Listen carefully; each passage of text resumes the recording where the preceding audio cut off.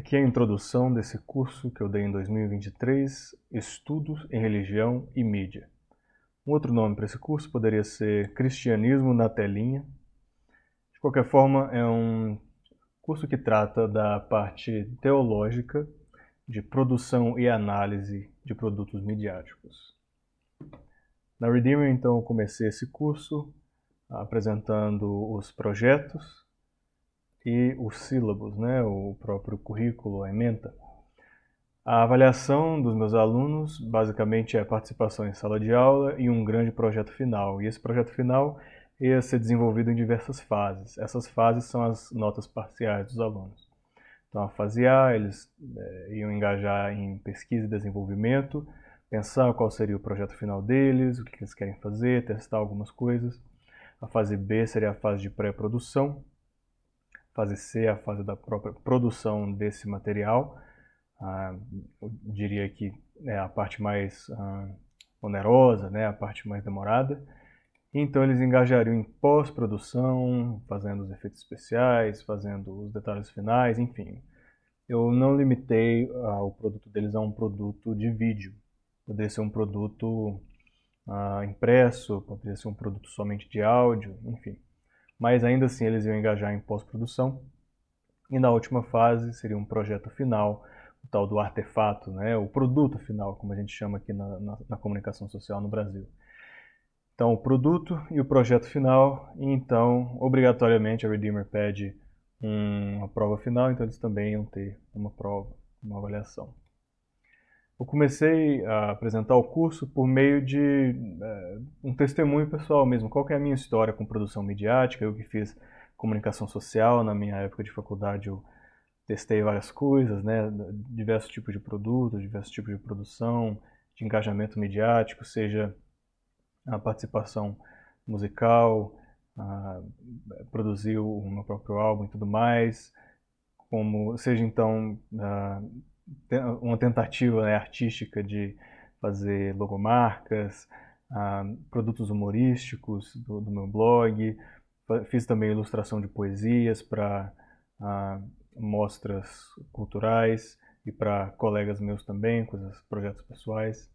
Enfim, o que eu pedi é que, para a nota de participação deles daquele dia, eles me mandassem um e-mail ou me mostrassem alguma coisa que eles produziram, algo que eles gostassem, algo do qual eles estão orgulhosos de produzir, ou alguma coisa que pelo menos te ajudou a melhorar a sua arte, mesmo que eles não estejam muito orgulhosos disso.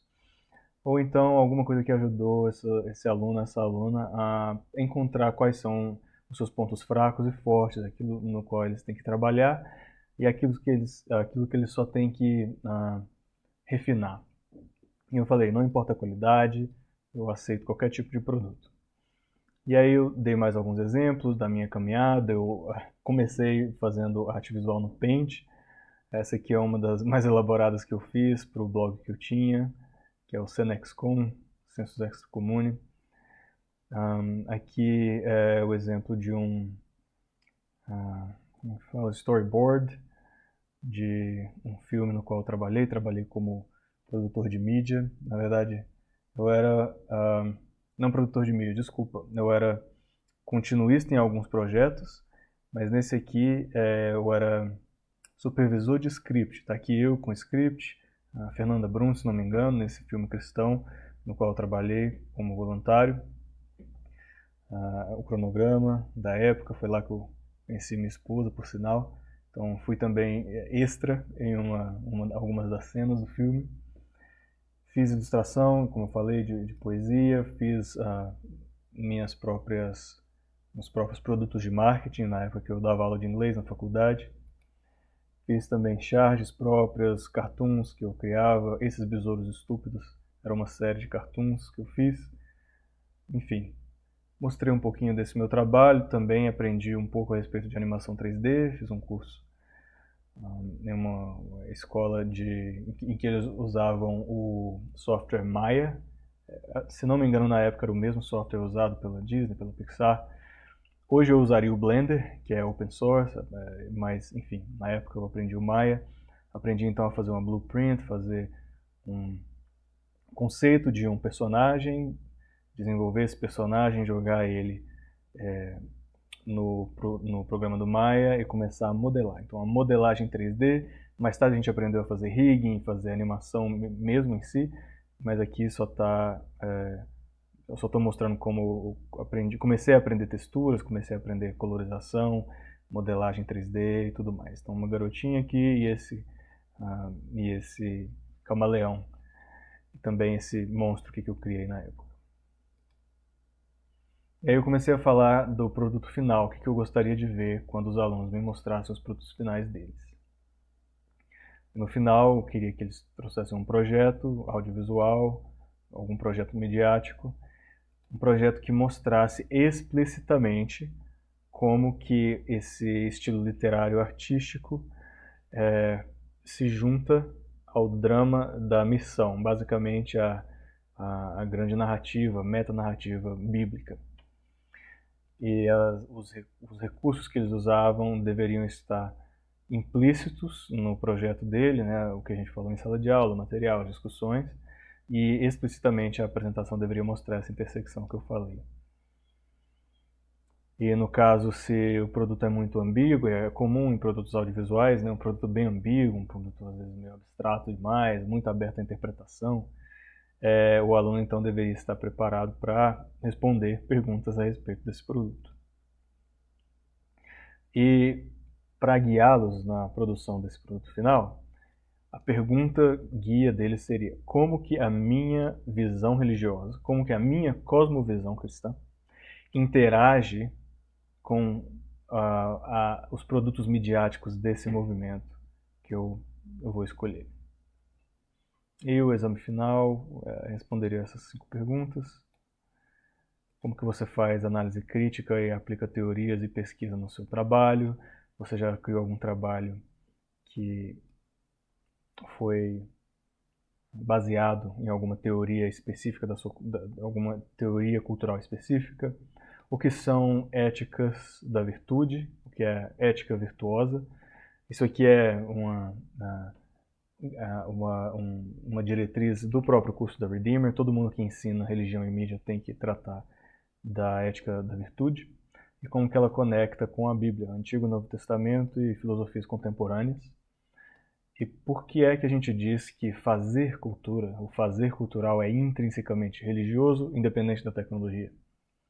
Por último, a pergunta final da prova deles é: como que a ética bíblica pode guiar o fazer cultural midiático? Então, os alunos mesmos sugeriram o que eles gostariam de aprender nesse curso. E alguns deles falaram: olha, eu queria saber como que a fé influencia a nossa forma de fazer arte, a nossa criatividade. Eu queria saber também, conforme o tempo passa, como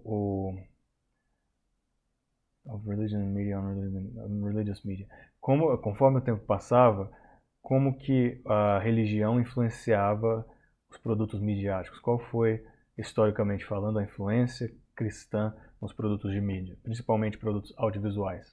Porque a grande parte desses alunos está interessado em produtos de audiovisual, né?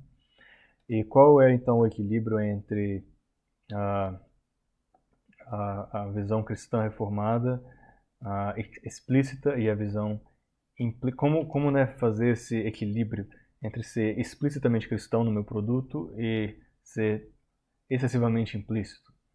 Outra pergunta é: qual o papel da fé na nossa produção midiática e também no nosso consumo de mídia?